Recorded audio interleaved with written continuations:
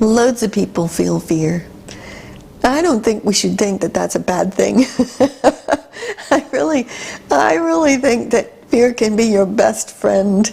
Like, yeah, of course, in the obvious sense, you know, if you're coming near a cliff and you're feeling fear, then that's keeping you from falling over, you know, yes, in that sense. But I'm going to talk about it in a different way, even. What if fear is the tip of leadership? What if something big is coming for you, a next step, a next movement into your pathway to potential?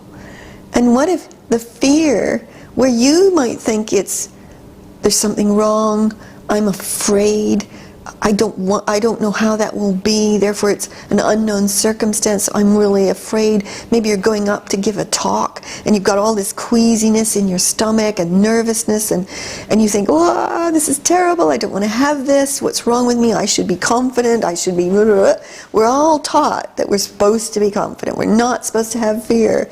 Well, I'm here to say fear might be your best friend. And that energy that's rolling around in your stomach might be the best thing that ever happened to you. So I'm going to give you a complete flip around this.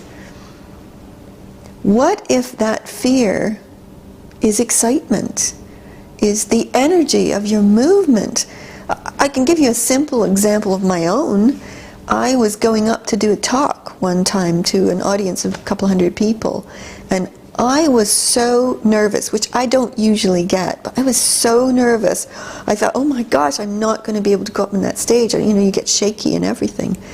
And instead of treating it as something wrong, I just sat there before I went up and I took a great big huge breath. And I took the energy and I brought it up and I just put it through me and around me, as if maybe this was the excitement for what was going to get talked about.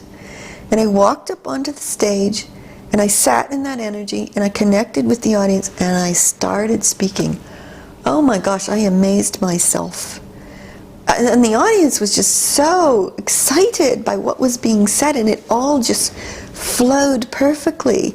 And I thought to myself later, if I hadn't done that, I'll bet that talk would have been maybe even half of what it could have been. So you see, this energy that we call fear, we put a psychological label on it and think there's something wrong.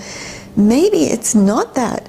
Maybe it's the energy of what's wanting to come through, raising its hand to you, giving you a signal that there it is, here it comes, this is exciting.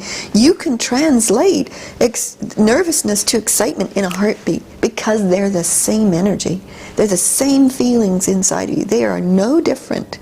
It's just how you perceive it, the story you tell yourself, that makes the difference about how you're going to be about that. So maybe fear is the tip of leadership. Maybe it's pushing you towards the next steps for you. Now, I don't necessarily mean you have to become the leader in your work and stuff. It might not turn out like that, but maybe it's being a leader in your own life.